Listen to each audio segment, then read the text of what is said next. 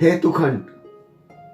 प्रिय भक्तों, समय की पुकार चैनल पर आप सबका स्वागत है। आओ हम सब मिलकर सबसे पहले माँ पद्मा एवं माँ रमा के साथ भगवान कल्कि को बारंबार नमस्कार करते हैं। आज हम भगवान श्री कल्कि के संपूर्ण कथा के चौथे खंड अर्थात हेतु खंड में प्रवेश करते हैं। इस खंड में भगवान कल्कि अवतार क्यों लेते हैं, इस अवतार का क्या कारण है, लक्ष्य है, इस पर विस्तार से चर्चा करेंगे। प्रिय भक्तों, भगवान कल्कि के अवतार लेने के जो कारण हैं, लक्ष्य हैं, इन सब की चर्चा लोक परलोक दोनों में कल्याण करने वाली है, पापों का नाश कर महान पुण्यों को देने वाली है तथा समस्त मनोकामनाओं को पूर्ण करने वाली है। यह समस्त शास्त्रों का मत है। प्रिय भक्तों, भगवान कल्कि अवतार क्यों लेते हैं, अर्थात उनके अवतार लेने का प्रधान कारण क्या है, तो इसे यथार्थ रूप से पूर्ण रूप से उनके सिवा और कोई भी नहीं जानता। फिर भी सभी ज्ञानी, जितने ज्ञानी जन हैं, उसे कहने का प्रयास करते हैं और ऐसे में शास्त्रानुकूल वो जो कहते हैं वो सारा सत्य होता है, पर पूर्ण सत्य रहस्यों में छिपा ही रहता है। उसका अनावरण अत्यंत कठिन है। स्वयं भगवान का कथन है कि जो भी व्यक्ति मेरे जन्म ग्रहण करने के रहस्य को जान लेता है, उसकी सारी चाहतें अर्थात इच्छाएं, मनोकामनाएं पूर्ण हो जाती हैं। उसे किसी प्रकार का कोई भय नहीं रह जाता और वो मेरा प्रिय भक्त और ज्ञानी बन जाता है। प्रिय भक्तों, सृष्टि रचना भगवान की सबसे प्रिय लीला है। सृष्टि संचालन और नियंत्रण उन्हें अत्यधिक प्रिय है। इसी के अंतर्गत वे अपने भक्तों के साथ तरह तरह की लीला करते हैं, उन्हें प्रसन्न करते हैं, स्वयं भी प्रसन्न होते हैं। स्वयं भी माता पिता सखा इष्ट मित्र के साथ तरह तरह के लीलाएं कर संसार में तमाम चरित्रों को प्रकट करते हैं और उनके उन चरित्रों का गान करके भक्त अथाह पुण्य, अपार पुण्य कमाते हैं और इसी के द्वारा भगवान को वो जान पाते हैं। अब भगवान कल्कि के अवतार ग्रहण करने के जो प्रमुख कारण हैं उनको मैं कहता हूं, कृपया ध्यान दें। जब अधर्म अपनी सीमा के पार जा सृष्टि संचालन में असहनीय बाधा उत्पन्न करने लगता है, तब भगवान का अवतार लेना आवश्यक हो जाता है। कलयुग के अंतिम चरण में ऐसा ही घटित हो रहा था।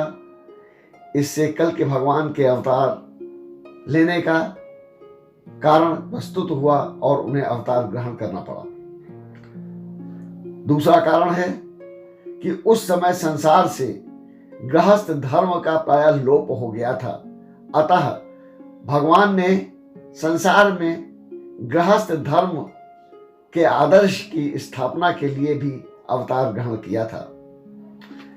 तीसरा कारण था सप्त चिरंजीवी, जो इस प्रकार हैं: श्री परशुराम, श्री हनुमान, श्री विभीषण, श्री वेदव्यास, श्री कृपाचार्य, अश्वत्थामा तथा महान बलि। ये सारे के सारे बहुत समय से भगवान की प्रतीक्षा कर रहे थे।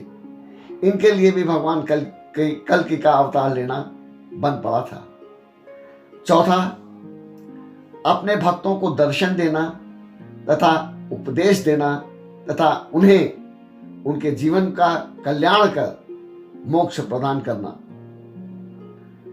पांचवा कारण था कलयुग का अंत कर पुनः सतयुग की स्थापना करना और समय चक्र को, काल चक्र को नियमित करना, यथार्थ रूप से चलाना।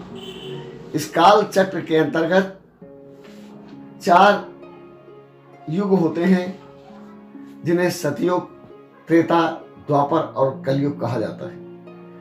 इन चारों को मिलाकर एक महायुग होता है। हर महायुग में भगवान कलयुग में अवतार लेते हैं। भगवान अगर चाहें तो अवतार ग्रहण के जो मुख्य कारण बताए गए हैं वो उनके संकल्प मात्र से सिद्ध हो सकते हैं, किंतु यहाँ ध्यान देने की बात है, गूढ़ रहस्य है कि भगवान का अपना जो लीला धाम है, भगवान जहाँ स्वयं विराजते हैं, वो स्थान उनकी योग माया द्वारा लुप्त रहता है। उसका संधान पाना इस धरती से किसी भी प्रकार संभव नहीं है। अतः यदि भगवान अवतार ग्रहण करके इस धरती पर न पधारें, इस लोक में न आए, तो हम सब धरतीवासी उनको जान ही नहीं सकते। जब उनको जान ही नहीं सकते तो उनको प्राप्त किस प्रकार कर पाएंगे। इसलिए भगवान के अवतार लेने का जो सबसे प्रमुख कारण है वो अपने लोक का, अपनी लीलाओं का, अपने चरित्र का, अपने आनंद का, अपने सर्वस्व का ज्ञान हम लोगों को प्रदान करना है।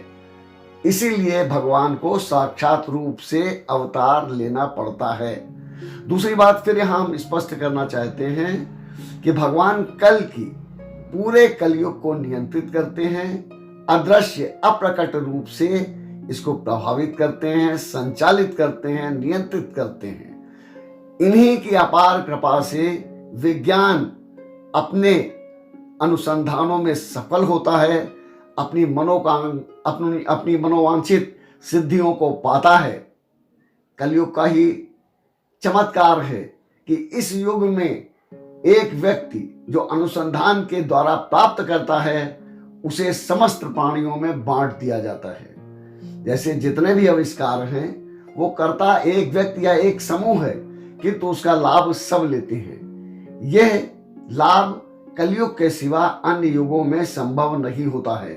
अन्य युग में अपनी सिद्धियों से जो उपलब्धि मानव करता है उसको स्वयं ही भोगता है या अपने प्रियजनों को उस भोग का अवसर देता है। किंतु कलयुग की महिमा देखो, ट्रेन का आविष्कार हुआ, हवाई जहाज का आविष्कार हुआ, नए निर्माणों के तमाम मशीनों का, तमाम चीज़ों का, एयर कंडीशन का, सबका इस्तेमाल हुआ, सबका प्रयोग हुआ, सब सफल हुए और सबका इस्तेमाल जन साधारण करते हैं। तो इस तरह प्रिय भक्तों, हम कल की भगवान की लीला, महिमा, गुणों को थोड़ा सा जान पाते हैं।